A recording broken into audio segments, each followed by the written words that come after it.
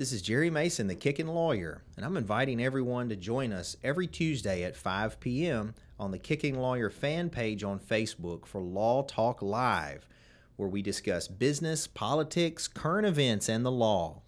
If you miss the live version, you can watch the playback on YouTube or listen on your favorite podcast platform.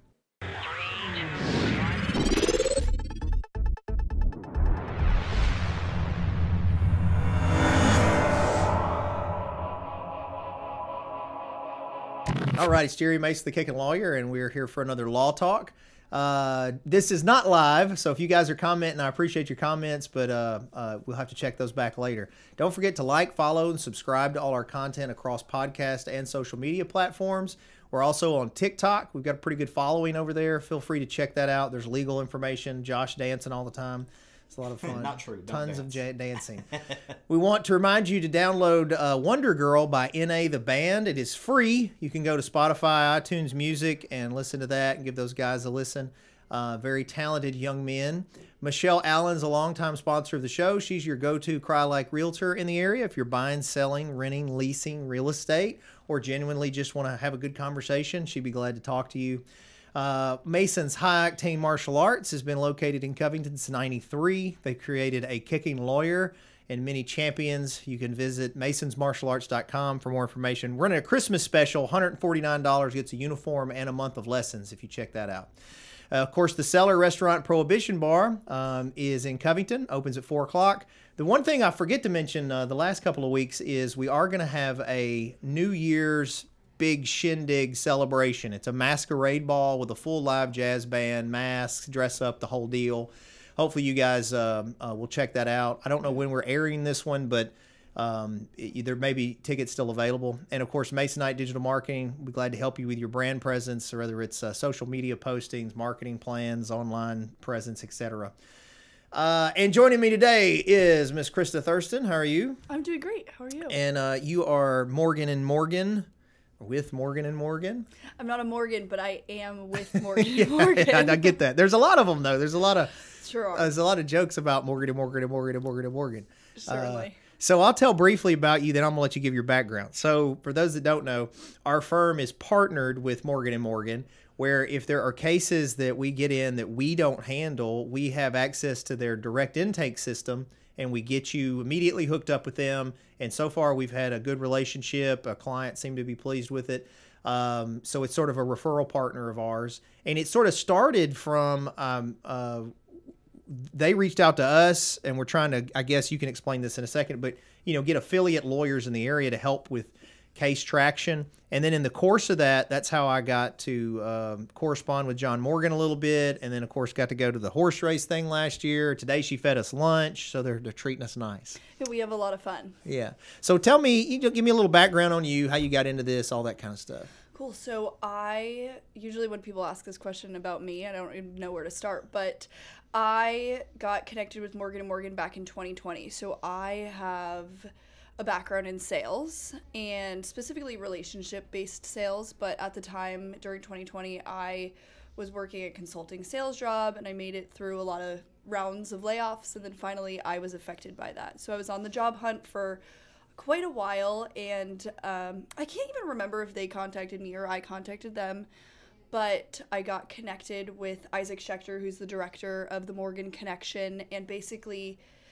we were just starting off. The Morgans came up with the idea of creating a sales team at a law firm. So when they were recruiting me, I was like, I don't even know what you're trying to Google. Like, what is it I'm going to be doing? And you're like, I don't know. So I am an account executive with the Morgan Connection, which is our referral partnership program.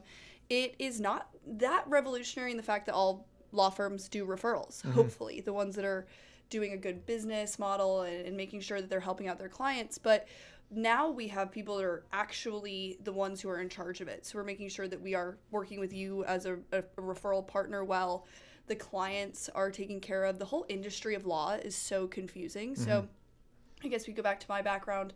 I always had an interest in law. I have a degree in economics, and economics and law are so very tied together. I thought I would go to law school for a long time, but I wasn't sure. I still could, and I still might. We'll see. But I feared committing 3 more years with even more student loan debt to find out that I don't actually want to do this job when I graduate. I don't know what is it I actually want to do. So I spent a couple of years figuring that out, and it feels so blessed that my job is to hang out with cool attorneys every day, get to know people, help clients on the hardest days of their life, and be involved in the practice of law that I always wanted to be a part of. Yeah.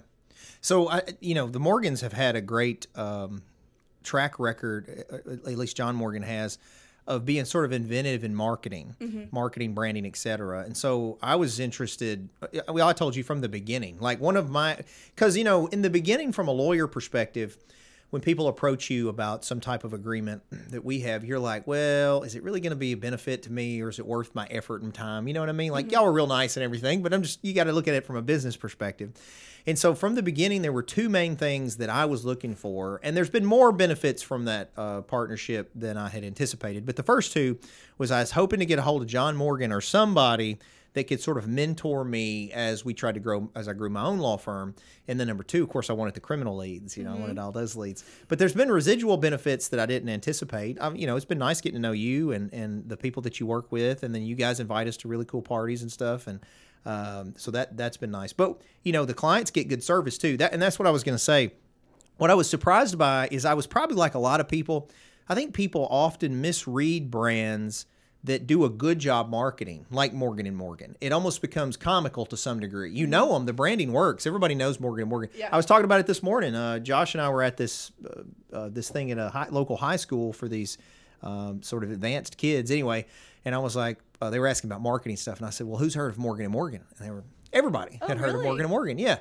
But I think a lot of people might have they might not have a concept in their head that they're really aggressive or they're good lawyers. You know what I mean? Yeah. I don't know. That's just my perception on what it was. What I was surprised to find and glad to find as I did my own research on you guys.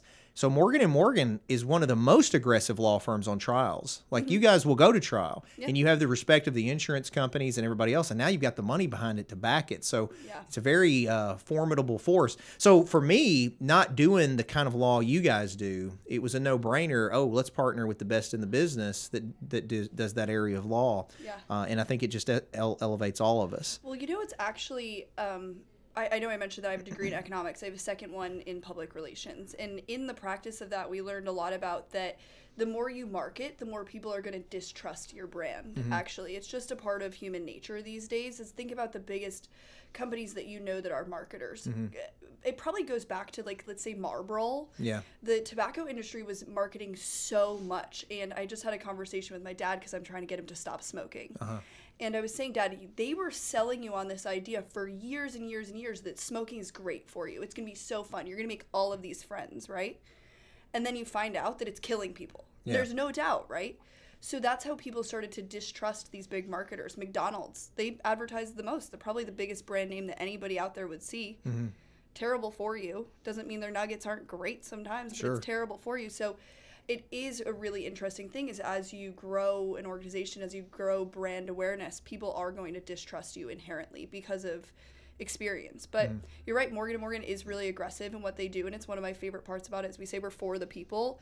You really have to be for the people. We run ads sometimes that are saying, one of my favorite ones is saying that the insurance companies will give us more because they know we're going to fight them. Yeah. That is the straight up truth. I can tell you from my own experience. Yeah. No, that's a good point that, and I've mentioned it before on here. I think I did a TikTok on it not too long ago, is that the insurance companies keep lists of all the lawyers. And so you may be a great lawyer, but if you're new to the personal injury game or some other aspect of law they have to deal with you in, they want to know whether you've got any fight in you. Because if you don't, and you're just going to settle, you're scared to go to trial, they know this. And so, yeah, they give lower offers to those. There's even, there's a book I was just reading on personal injury that was talking about how there's even a benefit to going to trial and losing. Because they now at least know you'll go to trial. Yeah. So then in the future they know, because it's going to cost them so much money for the litigation cost at trial. And so you'll get better settlements because you'll go to trial. Yeah. And that's not to say every case deserves a trial, but every case does deserve an aggressive attorney. Sure. And that's the point. And the good thing with Morgan & Morgan, I think, is they've already got the track record of going to trial, being willing to go to trial and being aggressive like that. Whereas, sometimes if you get a local lawyer, well, there's two things. Not to knock any local lawyers, because there's some great ones. But, one, they definitely don't have as deep a pockets as Morgan & Morgan. And that does help on a lot of litigation. And then number two, Morgan & Morgan's already established as an aggressive firm that will go to trial, and newer lawyers may be still climbing that hill. So anyway, I think it works out for us. And we also have 30 years of experience in all across the country. So there's casework that is not open to the public that we have access to, that we can say, hey, what happened on this one, right? Yeah. And the education and some really big names that have the experience to be saying, if you're an attorney at our firm, you could go call up Keith Mitnick or one of the other big hitter lawyers and say, hey, what should I do here, right? Yeah. So it's cool. Have you met the Morgans? Some of them. I have, since I've only been with the organization since 2020. That's when we launched the Morgan Connection. It's been COVID, so I actually hadn't met any of my coworkers in person until last Christmas. We all got together in Orlando, and we're gonna go do it next week again. But I was shocked at how tall everybody was. Honestly, I was. Well, you're pretty tall too. I'm pretty tall, and I wear heels too, right? And everybody, even the girls were towering over me. I was shocked about it. Is that like a prerequisite? Apparently, you got to be 6 foot plus to work for them. Apparently, so I've met some, and everybody I've met is truly amazing. Like I'm so serious. Is that obviously everybody's so successful, and you're like, oh, they're not going to be that down to earth. They're not going to be that cool, but everybody's so kind. Yeah. Even at the top. Well, when I went with you guys to that horse race last year, which one was it, Keeneland? Keeneland, yeah. When we went to that, and I met some of the bigger wigs there, and they were all super nice. They were very personable, seemed to be glad we were there. They were wanting to have fun, make sure we all had fun. Yeah. Well, they all come from humble upbringings, or at least the ones that I'm aware of, or the majority of them. I think when you come into the personal injury space, you kind of have to, right? Is that if you're doing it for the people that you grew up with, like, I mean, we're not helping out big organizations that are so rich. Sure, we're helping Bethany Frankel on a case right now, from my understanding, but there's also, the neighbors of towns. That $1,000 is a huge amount of money to somebody when they're into a car wreck. Yeah. Yeah. So we were, a few things you brought up that to me were interesting that we talked about a bit before we got on here is your own background and then your current situation. So you live in Huntsville right now. I do. Because you're married to this. Not married yet. I'm sorry, engaged. Are y'all engaged, right? Engaged, oh, you don't even have the ring. That's right. You said that. I apologize. Brian, come on. Yeah, Brian, you got to step up. And I feel like I know you, Brian, if you're watching this, because all she does is talk about you.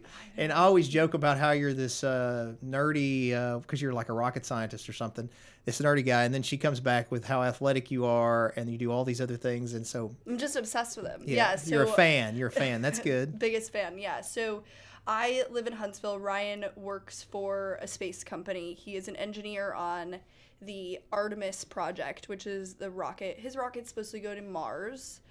The one that just lifted off not Apollo, that happened years and years ago, but Artemis 1 just happened. He had a little bit of work on that one, and yeah, so we live in Huntsville due to that. If people didn't know, that's the space capital of America. Yeah.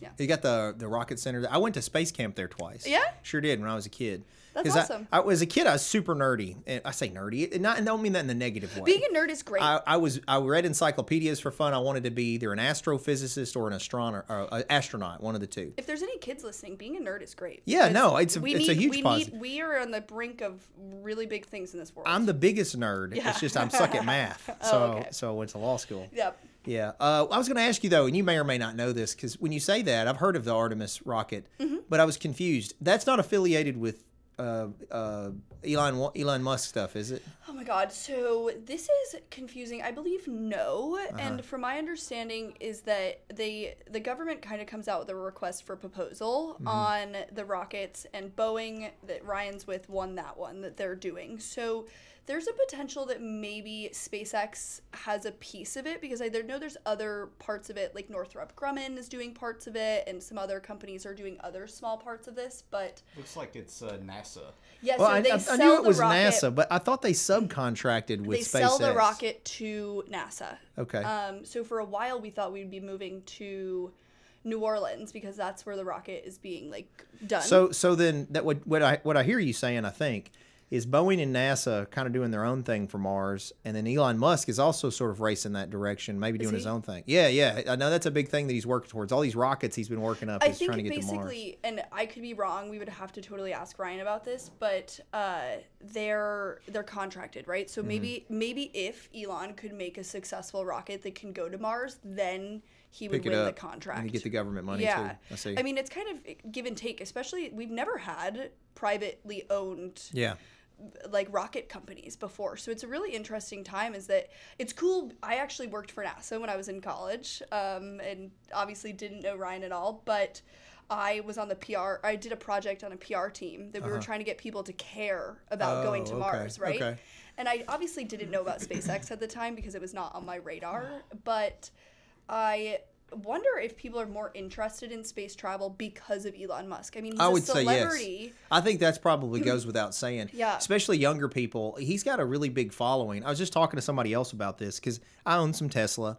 And I even agree it's an overvalued stock for what the company is. But people buy into him. Yeah. You know, he's a force of his own, and a lot of people are either, he's very polarizing. People either really like him or they really don't. Yep. But the people that really like him get behind all his stuff. And so you're right. I think that he has opened up some people's eyes to being interested in space travel. Jeff Bezos has his own company too. Blue Origin has a Huntsville Virgin company as well. It's called Galactic. Virgin Galactic. Virgin Galactic, yeah. But that's with that other rich guy. Yeah. All the rich guys have now got spaceships and stuff. Well, you know, they must know something that we don't, that they're like, we got to get off this planet.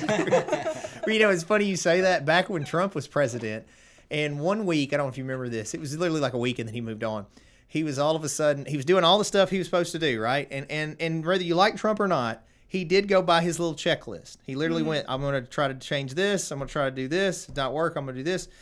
The only thing that I recall that he really deviated from is he had that press conference, and all of a sudden he's like, we need a Space Force. We got to have a Space Force. And so what I said was, they showed him the book. Like, he got to see that there might be something out there, and he was like, holy, we need a Space Force. Yeah. We better get this thing up quick. Yeah. He's like, order some guns or something. We need some ray guns. I think he got scared. Oh. Ooh.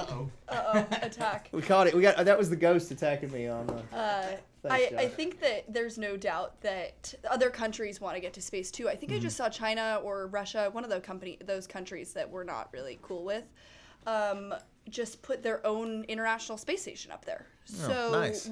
There's no doubt that that's the next frontier for everybody. Well, even We've taken all of Earth. The other thing I think that'll motivate it too, and it's always motivated innovation and money, is war. Yeah, and the risk of war. So the space race is to get there and be able to put weapons there if you wanted to. So that's going to motivate all of them to spend money to try to get up there. Yeah. I like it more though for I think it's, I was a big science fiction fan, so I like the whole let's go to Mars, maybe we can go to the moon for vacation, get all that stuff rolling. I thought by now we'd have flying cars and stuff. Well, it depends on the price of it, right? Is that it's pretty expensive to get anywhere on an airplane these days. Yeah. I don't know how much that's true. To go on a rocket. Well, it'll have to be that it takes time to build volume, because one thing Henry Ford did is the car, I was just reading a book on this, is why I bring it up. Okay. The car in early 1900s, like 1900 to 1910, I think if it said a car would have been equivalent to like $100,000 or something nowadays, any car. And for a lot of people, that was insurmountable. And so when he came up with his assembly line method, and it was all the same, everything was the same, it was faster, and he was producing these cars much quicker and cheaper, it became something that the normal family could afford, which then gave access to more people. Yeah. So I think the space travel thing is very similar. It's going to be, only the super wealthy and powerful that initially will do it. I was thinking about a lot of this on my way over, and I do a lot of thinking about this kind of stuff as well, as I do feel as if we're on the brink of a complete change of innovation. And it's not just space, and it's not just anything. I mean, my job as well kind of goes into this, is the law firms have for years and years and years all operated the same way. Yeah. And now and I don't want to say it's all just because Morgan & Morgan, because there are some other companies out there that are doing really innovative things as well. But there are a lot of things, there's never been a sales organization at a law firm before. That's innovation. That's helping other people. We're now helping more people. We're now marketing. That only started 30 years ago. That's how John Morgan got, I think, from my understanding of the whole story, is that's how it kind of started, is that it happened right about when he was at the opportunity to do it. I read a book recently that is about the it's called Outliers. Are you familiar with this book? I have the book, yes. Yeah, and I think it's really, really interesting is that the success is the middle ground of opportunity and hard work. And the opportunity being we now need these things. Somebody needs to be the one that does it, right? Yeah. So I think it's with space, it's with law, it's with business. I mean, politics, so many different things, even TV and movies. We're seeing a whole new crowd of celebrities that have never existed before because it's retirement age for the Brad Pitts of this world. Yeah, poor Brad Pitt.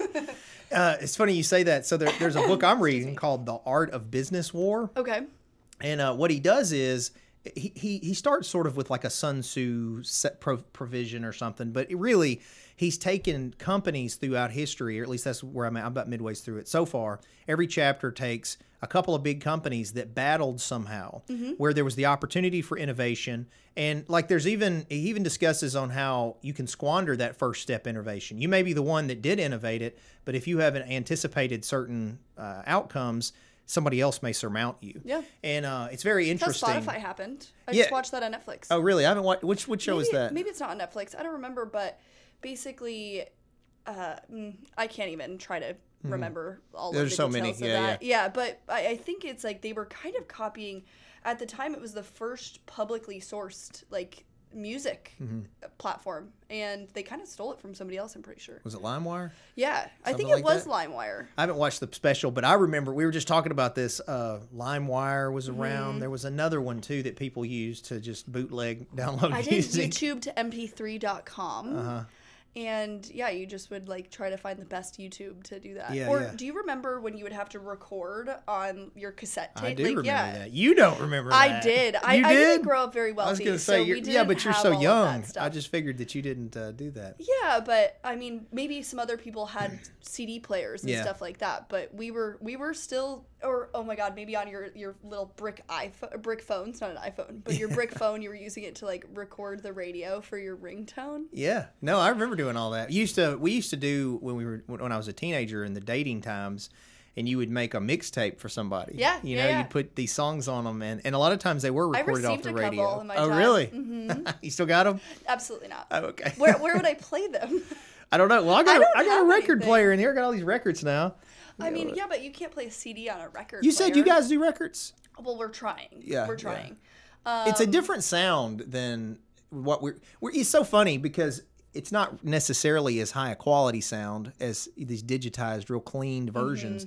But to me, there's something about the crackle and that it's a record. I don't know. There's something about it to me that I like. I'm recently into, and I hate to admit it's probably because of the Taylor Swift album just coming out, but into listening to an album from front to back, whole thing through, because you're really seeing the artist's process of this was what I was going through at this time, and then you put it out there. So I think it's cool to listen to, and then you're not going to do that on Spotify. No, and you learn new music that you didn't even know was there that you like. Yeah. I was just telling somebody about this. We were driving back. My wife and I were on a double date with another couple, and we were coming back from Memphis. Anyway, on the way back, I was the DJ. I was handling the music, just playing randomness.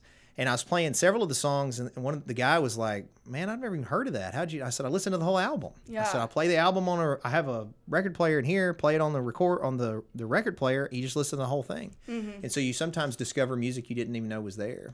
Yeah, and we're also in a really strange age of the music world. I just moved from Nashville, so I was in Nashville for a long time, and I have so many friends that are in the music industry, and they're all saying that you have to be TikTok famous to make it in music. You could be talented. You could have the best music. You have the best story. Yeah, you got to have a following. You have to have a following, which is so sad because these people that are amazing artists are no longer getting out there. Yeah. They're not being discovered. Well, the music industry has definitely shifted. I've had some artists on here before the podcast that are super talented, so talented, but they either don't have any following or they just don't even have the understanding of how to monetize their talent. They're just because they're such a good artist.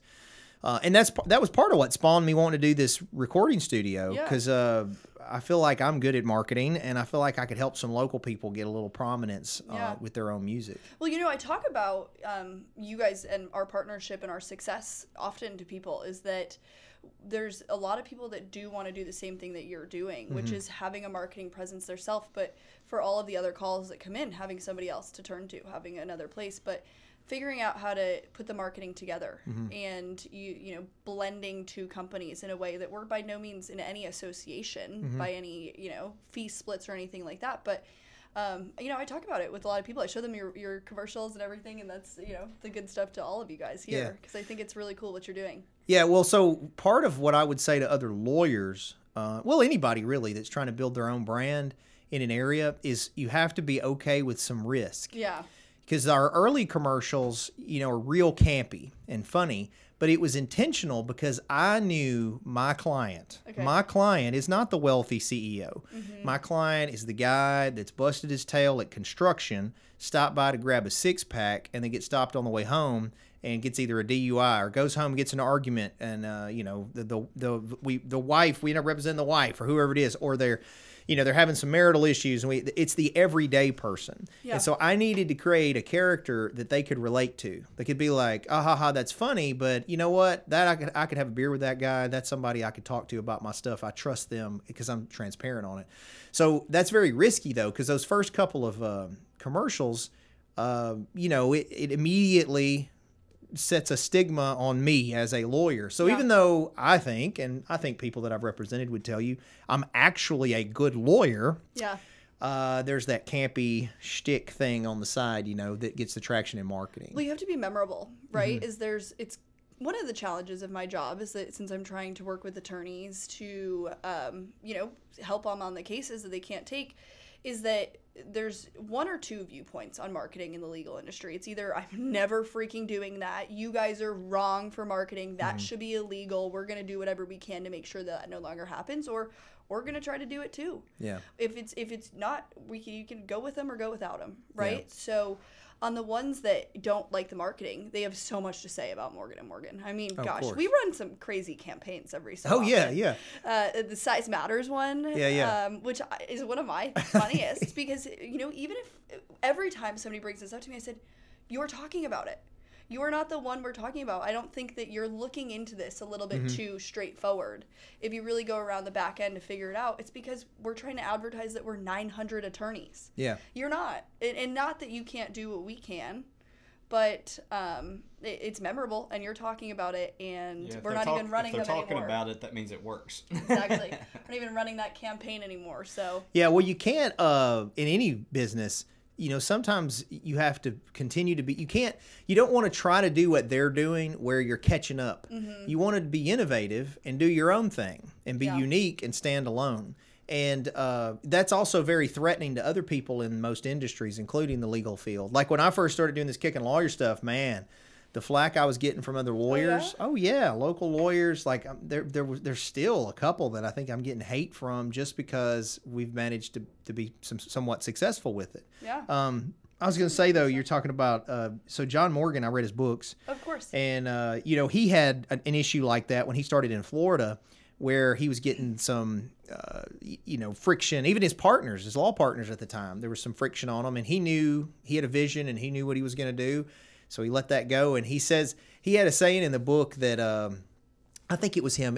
I may be misquoting him. He was on the Crisp podcast, and I don't want to misquote him. It was either him or Shannara that said that, well, look, when I come to your market, instead of getting all upset about, oh no, you know, Morgan & Morgan's here, step it up. Yeah. You know, step up your game. You just got to step up and do better, and then you don't have to worry about it. Yeah. So I think there's something to be said about, you know, you got competition in the market, and that's not a bad thing. You know, it just means that you've got to innovate and be unique.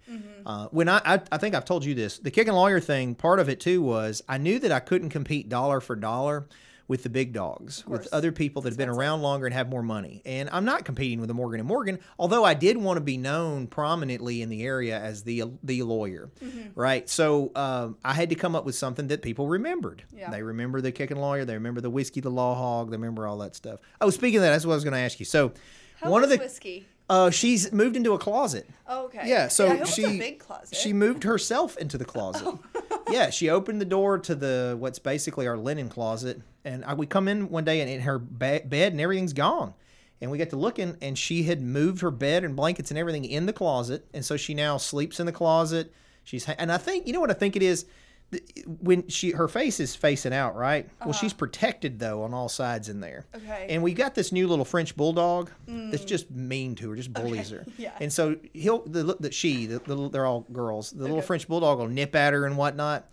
And I think she's like, this is a way I'm protected from it. Because Whiskey's a little bit older too, right? She's maybe 7. Yeah, and I don't know much about pigs. I didn't know that they were that intelligent to move their whole home. Oh yeah, else, no, but, they're real smart. If they're wild animals, dogs I don't really consider wild all that much anymore. But pigs probably are still wild animals and have those instincts. Yeah. And still, so makes sense that she's moving into there to get away from that dog. I probably would be too if Yeah. they were nipping at my ankles and I was an old lady. Pigs are way smarter than the dogs. Yeah. Believe it or not. Like Whiskey can. When we used to keep her in a cage, a kennel, when we were gone, she would open the kennel and get out. And she's real smart, and she's also real moody. I think they're emotional make. A dog is always like, "Hi, I'm glad to see you." You smack them around, and they come by. Hey, will you give me a hug again? Yep. But no, Whiskey's very moody. She doesn't forget. No, she doesn't forget. She's just now getting around to where she likes me enough because when she was little and I've had her in so many ads and pictures, she would squeal and stuff, and I think she's upset with me. Okay. But we're back getting to be buddies. Well, that's good. I'm happy for you. Yeah. So as you were saying. What I was going to ask you about, one of your campaigns you had, I was kind of proud because I thought, so I know Alexander, is it Shannara? Shannara. I know Shannara does this thing where every week or two he has people bring him law ads, competitors ads. He has said that he looks at the market, sees who's doing what, if they're trying to compete, if there's anything to take and use, or what everybody's doing nationally. So I hope that he's seen some of my stuff because I have a lot of respect for him and John Morgan. Yeah. Well, right after I launched the comic book with those as superheroes, all of a sudden, like a month or two later, there's the Morgan and Morgan with the superheroes, and I was like, I wonder if he saw my stuff. Well, I am no expert on the marketing stuff, and I need to preface that so that people can't come to me that they think that I'm the one that's responsible for this. I don't even get a say by any means. I'm just on the back end. I hear the back end of what people have to say about it. But I didn't know. I didn't even put the timeline together like that. I've got to imagine that our stuff is in production for a really long time. Yeah. Because we have a whole marketing division in New York, and they do so much. I've been noticing they're probably running a new campaign every single week, so they're probably really stepping it up on the marketing side. But, I mean, maybe they did take it from you. We should talk to them about I'm just going to tell everybody they did. No, I'm not worried about that. I was proud. I was excited. I was like, oh, yeah, this idea I had. It's Morgan and Morgan and Morgan and Morgan and Jerry. Yeah, hey, I'll jump in there all day. I'm not a PI guy, but I'll learn. If they gave me the opportunity. I'm not a Kennedy either. Isn't it like Morgan and Morgan and Morgan and there's a Kennedy in there too? Not in the name, but there's probably plenty of last names. Yeah, I think one of the Kennedys he's either, I know he's not named partner, but he's in there as a partner. I think I saw that. He's really? He's one of the, I don't know that he does actual litigation, but there is a legit Kennedy in the Morgan and Morgan Well, you know, family. this is kind of an interesting thing. I don't know if we've talked about it, but we're doing a lot of sponsored athletes. So we're moving into a lot of different directions past PI. For law enforcement, that too. For lawyers, that's a unique thing. Yeah, and it's an interesting thing because a lot of people have been talking about athletes with NIL deals and everything like that. It's sponsored UFC. I saw that. Yeah, we are a sponsor of the UFC. We have a NASCAR. We raced it at the Nashville Race Speedway. Mm-hmm. There's a lot of different things that we're getting into. So not only are we just a car accident law firm, but we are, business. We did some stuff with the NIL deals. We've done stuff with, we're doing Bethany Frankel on social media. And I don't know all the details of this, but when her name and likeness is being used for gains by companies that she has not approved that for, I mean, that's a really interesting conversation around just social media usage in general. Yeah. So many other things, but I mean, we're not going to get into criminal or family or anything like that from my understanding, but it's such a large organization with things. You're teaching me things about my own company right now. I'm surprised that they didn't. I mean, I know that, one thing is the model is set up. You guys mostly do civil litigation. We also only work contingency. Yeah. So it's a whole different model to set up what we do. It's just like if I do in the past when we tried to do a few things on contingency, it's just we're not set up for it. Mm-hmm. Our criminal cases are flat rate billing. Okay. So we charge a flat rate per court. Whichever court they're in, we charge a flat rate. They pay us the money. Is what it is. Our family law, they pay our retainer, and we bill against it old school. So it's like old school billable hours. And then, we have the few that we come in and have either signed up with you or other people on that are all contingencies, but we're not working them. You guys are. Yeah. Yeah, it works for our business model is that for us, contingent cases is what we are. And we offer free case evaluations.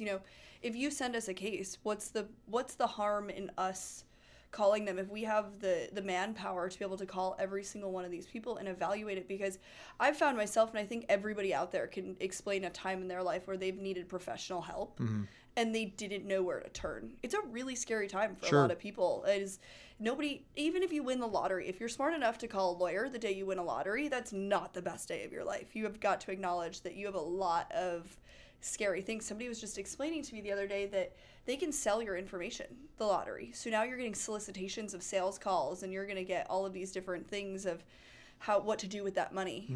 People are probably going to try to screw you out of, they're going to say that they're going to invest it, but then they're going to take 80% of the winnings from your investment or whatever. But if you're not referred to somebody that you can trust, or that the person that you are calling that you trust already, if it's from their marketing because you know them, something like that, you're at a loss. You're at a complete loss, and then you're just turning back to Google to find the next best person out there, because I think everybody's Googling things these days. Yeah, and I also think, though, for a business owner, regardless of the type of business you have, it appears more professional and trustworthy when you have a good referral network you can send people to. I also have gotten people that have come back and hired us because I turned them down. Yeah. Because I told them, you know what, your case isn't ready yet, or you don't need a lawyer yet, or whatever. I didn't take their money, and I could have taken their money.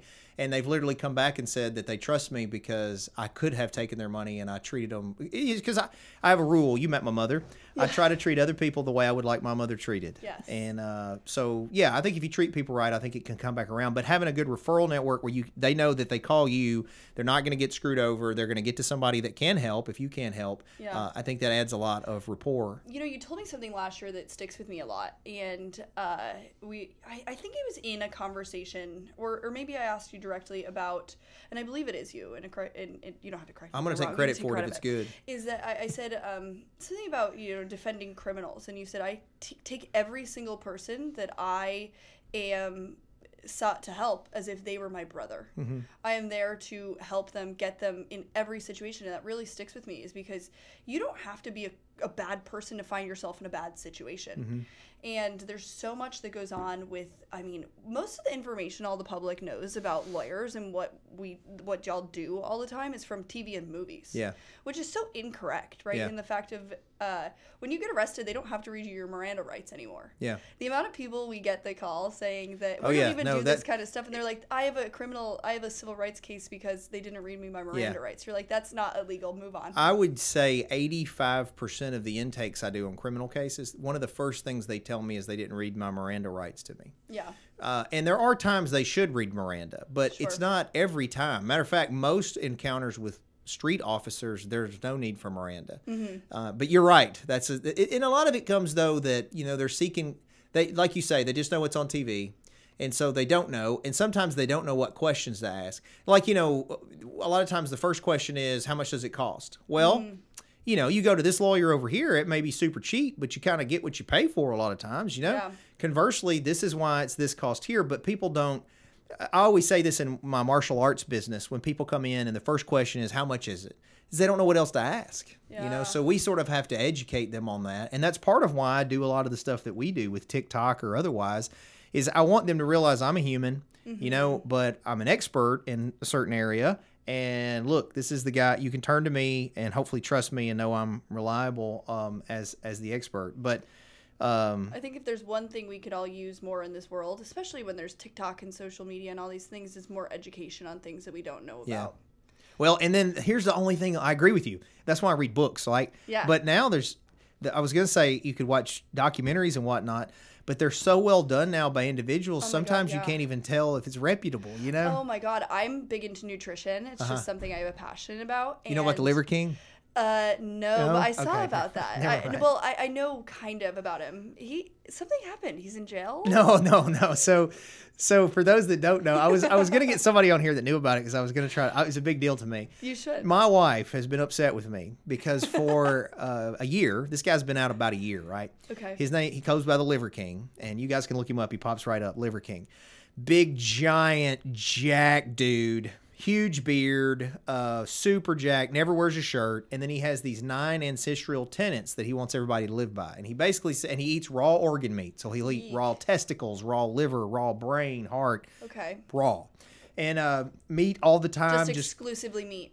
Pretty much. He will eat carbs. He'll eat some carbs, but it's mostly meat, and it's usually raw. I saw a picture of this guy. He's large. He's jacked. Yeah. Well, and he does some super hard workouts, like twice a day. And he's 45, I think. And his whole thing, he's been asked multiple times, no steroids, all natural. Yes. Yeah, all natural. And then it broke that he's not on some steroids, he's on all the steroids. Oh my God. And so the reason my wife is upset is because I've been in this industry sort of and should know when somebody's on, but I was kind of buying what he was selling. I was like, if you're that dedicated and committed, I could see maybe you can get those results. And she's like, see, I told you. You just roided up. Yeah, and well, that's really interesting. he definitely was. And I'm sure that's why I didn't, when you said he was 45, I was shocked because he looks old from the photos I've seen. But that's what steroids does to you. But, you know, when it comes to all the documentaries is that they all have a prerogative, right? So if I'm interested in nutrition, I understand how each part of it is so beneficial for your body. And it's that for a long time they were pushing the keto diets or whatever diets. And they work in theory in some situations, but not everybody in the world can buy into that. And same with like, there's documentaries about skincare or, oh my God, I just watched something about Firefest. Or you know Firefest? You didn't know I've seen that. About the party that they were supposed to throw. Yeah, and then, it was a big scam. Oh, I did see. I know what you're talking about. So, yeah. so I didn't see the documentary. Comes out and it's called Firefest, whatever year it was, 2018, 19. It was on an island or something. And it was supposed the to be biggest party that never happened, I think is what it was. Yeah, so it was this big music festival, first ever. I think it was supposed to be in the Bahamas or something like that. It's supposed to be super legit. And all of the people get there and it's just not there. There's no housing, there's no food, there's no nothing. It was like hurricane tents that they had set up for them. Here's the photo. So this is the documentary showing all of this information. The guy who was behind it just got out of jail recently, so now he's on TikTok. I mean, obviously, it's how it works. And he wait, that's a good. Does this pop up on the? I can put it in after the fact. Yeah. So that right there, he said that was the catalyst for the fall of this that cheese sandwich. So basically, all these he comes out and he's saying that it was supposed to be so great. It was going to be great. And the documentary makes it out to be this is just like they intended to make it wrong. It was that photo of the cheese sandwich right there got shared on social media. This girl was wasted. He says, go grab a sandwich. And shares it on social media. All of the entertainment cancels. In the midst of that, they have a hurricane during it. They just have bad situation after bad situation after bad situation. The documentary totally makes it out to see like they intended to do it and to screw everybody over. So you're saying the documentary had the spin on it, and the reality was far from that. Yep. Yeah, well, and I think you're right. I think you've got to look at the source. I was reading a book. Plus, also, like, can we trust that guy? Not that he just came out of jail and that's making it bad or anything like that, but, like, he has a business prerogative now, too. Yeah. Is that he's poor, and maybe he can get wealthy again on the internet. Well, one thing that I'm finding interesting now, because I understand how people are biased in general, and I'm thinking back to books that I read, and one of the things I always look at is the author's bias. Because I read mostly nonfiction. Yeah. And so I'll be like, oh, okay, I see that this is his leaning, this is his leaning. Yeah. And so I try to read stuff from different sides so I can kind of get the middle ground. Yeah. I had she's a reporter for a newspaper on here a year or so ago, and one of the things I told her was, I wish we had a news source that had no spin at all. That was literally like, this happened on this date, this is what it is, the authorities or whatever, that's it. Don't you think that's hard, though? Because over time, you create a bias no matter what. The more information you know, I think that I now have a strong bias in favor of personal injury lawyers and against insurance companies, right? I do think it's hard to do, but I think it's possible. I think back in the day, the reporters did much better job at it. Yes. It was just the facts, no spin, not my opinion on it. I think that the integrity is gone, though, too, right? Is that people are on the news, and I could be wrong about this is just my impression of it, is that people are all in it to get rich. Yeah. So they're not really trying to do the good work of journalism maybe anymore. Or maybe that we had that going on for a long time and people are sick of it, and now we're going to change it again.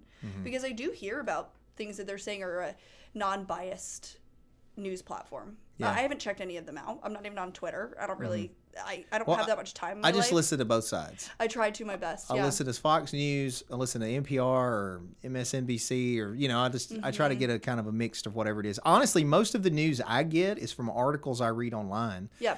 That's probably why I don't really watch. We were just talking about it. I was trying to come up with that reporter's name. Yeah. And I don't really watch the news traditionally either. You know, I think most people nowadays, well, under a certain age, I think are like that. Well, it's just a difference in what our lifestyles are, right? Is I think my parents growing up is that we woke up and turned the TV on. They went to bed with the TV on. Yeah. Do you sleep with the TV on? No. We don't even have one in the bedroom. No, but I do have my phone. Okay, yes. So The you younger have the folks, phone, I think, have the phone. and I try to now not go on Instagram first thing in the morning. I try to check the news. And for a long time, the news was saying, the news sucks. Yeah. Right? So then we all started saying, the news sucks. And then we stopped paying attention to what was going on in the world. Yeah. And then COVID happened and nothing was going on in the world. So we didn't really care aside from like the election. And then people are so polarizing on the internet too, is that each of us have our own opinions. Well, it's so crazy that like in the U.S. right now, if you say I voted for Biden or I voted for Trump, instantly people are putting you in a block. Yeah. You know, one side or the other. Either, oh, okay, I like her. Oh, no, I don't. You know. They think you believe everything that they had. Yeah. And I mean, to be honest, I'll be honest with you. Who I voted for in the last presidential election was the lesser of evils. Yeah. I didn't like any of them. Don't you feel like that's always how it is, That's though? terrible, though. Yeah. I don't think it should be like that. I just had a disagreement with somebody. I had to bite my tongue, actually. Yeah. Because he was dogging on Ronald Reagan. I actually like Ronald Reagan. I like a lot of his policies he's had. I watch his speeches. I still go to YouTube and I've watched a lot of his old speeches. He was really good at not causing division and trying to draw the country together, in my opinion. But, you know, I just feel like there were some presidents we've had that were still kind of statesmen. And at least, I'm sure in the back room, they were, you know, they might have been shady folks. We have no idea what they're doing. Yeah, but at least the perception was they were a strong leader, somebody you can get behind. And now it's like it's just which clown are we going to elect? You know, I just saw the other day, I was laughing so hard. It was Friday night. And this is obviously how fun my Friday nights are. I go, Ryan, Biden's on Instagram. He was like, what do you mean?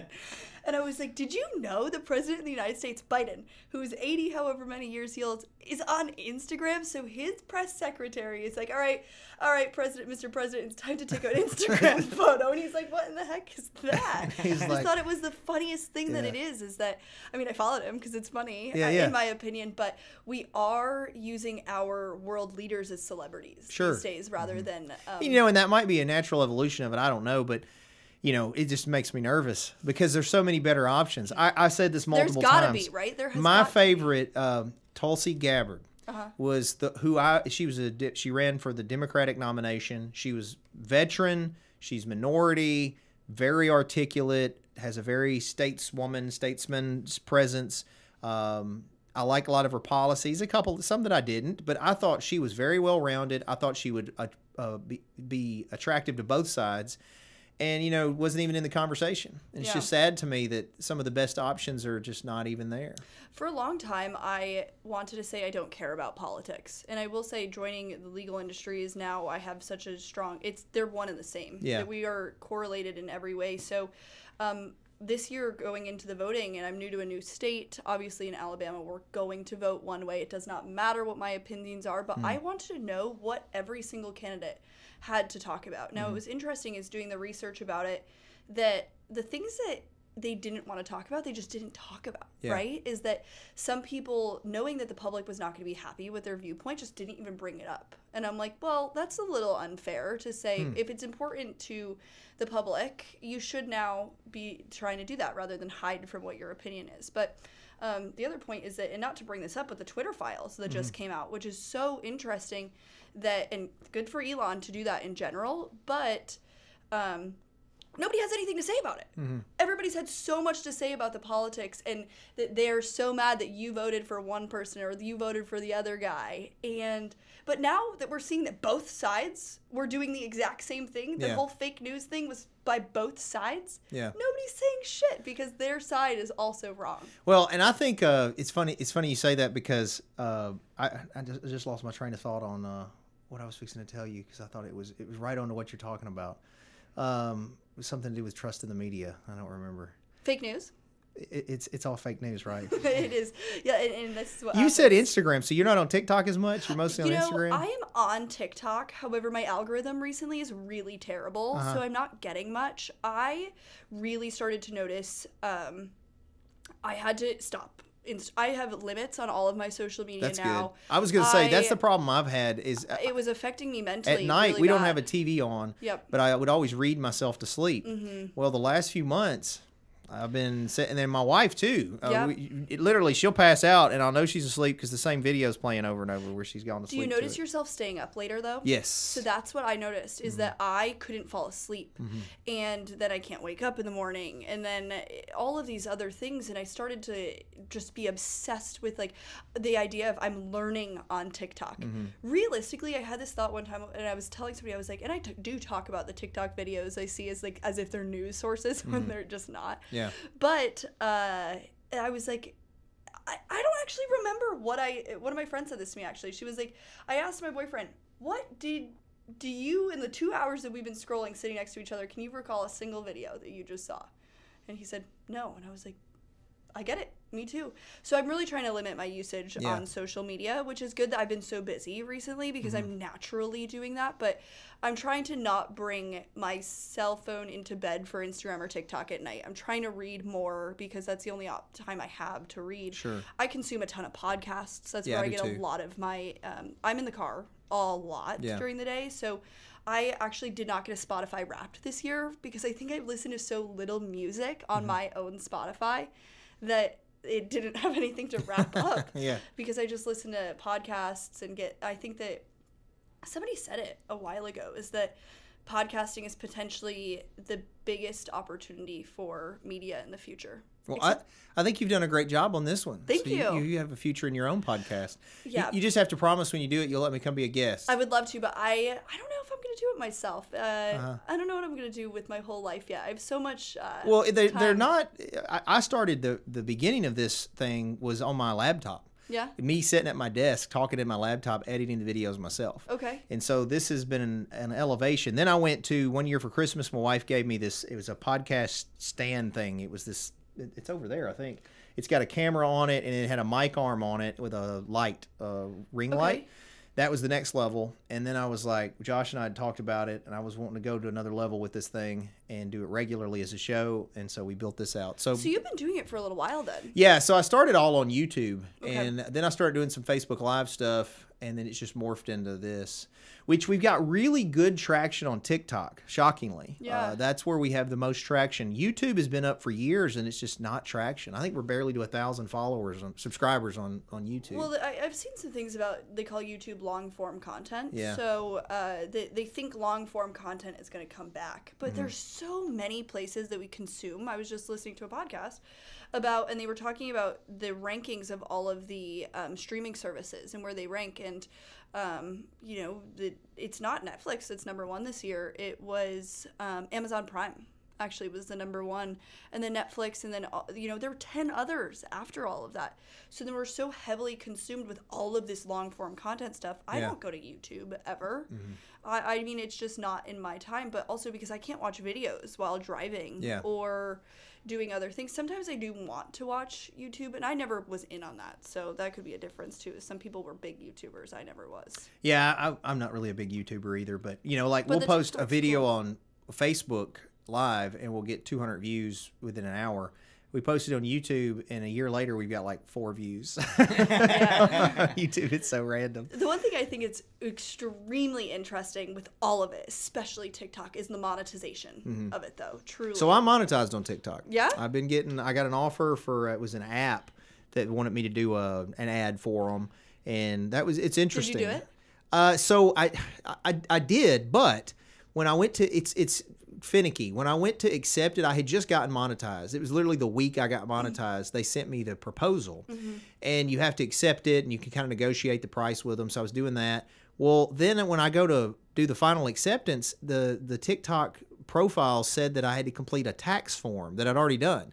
So then you click it, and it sends you back to what you've already done, and there was some bug in the system, I guess, that I didn't. So I ended up doing the video and trying to set up a thing outside of TikTok with this company to go ahead and do it. And then, of course, we have some ads here that we do. But the purpose of this isn't really, I mean, it's great if it takes off and we make money off of it.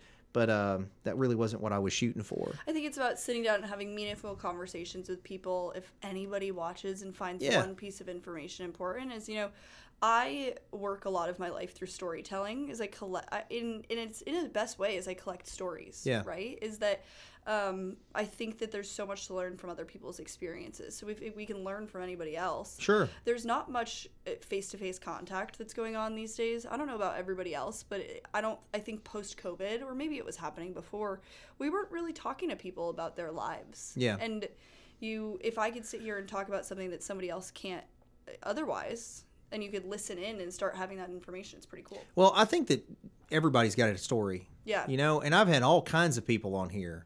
We tried to get the town drunk guy on here. Oh, yeah? I told him I was going to give him $20, and he never showed up. He's been arrested like 400 times. Do you represent him? I have arrested him, and I've represented him. Yeah. That is awesome. But anyway, you know, everybody's got an interesting story. Yeah. And I enjoy talking to people. I'm like you. You're very personable, and I think you like folks. And so, yeah, I enjoy it. And then it is a way to still further get brands and stuff out. So Most definitely. So if people want to find you, is there a way they can do that? If it's a lawyer looking to join up, or just somebody wanting to see what your boyfriend looks like, where can they find you? You can't have anybody. But you can email me at ktourston@forthepeople.com. If you're an attorney, I'd love to talk or connect you with one of my coworkers. On Instagram, I think it's Krista Thirst. And TikTok, don't look for me. I'm so cringe on the TikTok. I went back through my old videos. And You got dances and stuff? No. Did I know you were on TikTok? Oh God, I tried. I'm just like not cool or young or fun like that to be able to. You are pretty cool, and you're very young. And I think I'm pretty fun actually, but the translation to TikTok is just not it. Let's see. I don't know if it I should knew be you were Krista on. Thirst. Oh, I put Krista. I put your whole name, Krista Thirst. I think I spelled it wrong. Maybe I'm under a No, there you pseudonym. are. Wait, yeah, you got. No, that's not you because there's no followers. No, I probably don't have any followers. That's not you either because it's one video. But it does look like me, the photo. And there's some videos. They're all from like 2020 when we were locked inside. Oh, good. I'm definitely going to have to go back and watch those. Ryan And tried that's to do what that. everybody's going to be looking up. Anybody watching, they'll be looking up your TikTok. Yeah, because I'm private on Instagram. Well, I thank you for taking the time Thanks for to having come me. in. This Thanks for has been so feeding us fun. and taking care of us I and love everything. coming. I love being around you I've enjoyed guys. over the last couple of years getting to know you Me and too. working with Morgan and Morgan. I think it's been a good arrangement. Me too. So- Me too. It's really fun. And thanks everybody that watched today. I hope you're having a good holiday season. Like I said, this one's pre-recorded, so I'll be glad to see your comments later. Don't forget to like, follow, subscribe to all our content across social media and podcast platforms: YouTube, Apple Podcasts, Spotify, Facebook, TikTok, Twitter. We own there. The TikTok, you can go see it's legal information, and my favorite part is Josh dancing.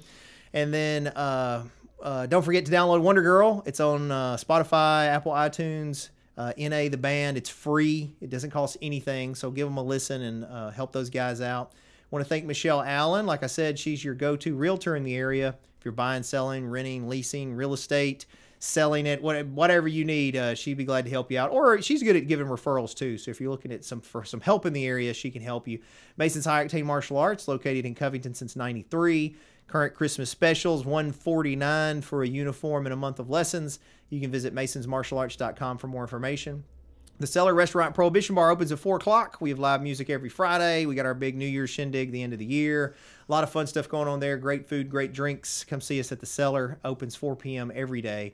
And then Masonite Digital Marketing. Josh would be glad to help you with your branding presence online, building your websites, all that kind of good stuff. So give us a call. I hope that you're having a good holiday season, and I really appreciate you guys throughout the year watching us and giving us any of your time, because I know it's very valuable. I hope you have a great time. Keep kicking.